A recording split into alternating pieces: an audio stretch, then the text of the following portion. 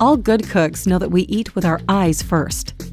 This recipe features veggies in nearly every color of the rainbow, lined up and roasted in the oven, with tons of flavor and absolutely zero fat. A feast for both the eyes and the palate. Guests will be amazed that something so simple can look so beautiful. You can substitute any other vegetable you like. Best are tasty varieties that have good color and can withstand roasting, such as butternut squash, yams, Brussels sprouts, and asparagus.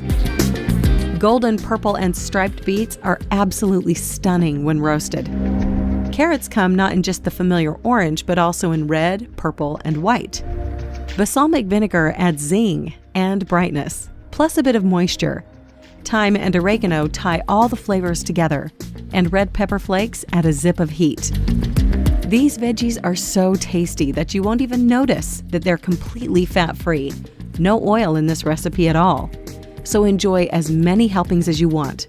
Your waistline won't notice.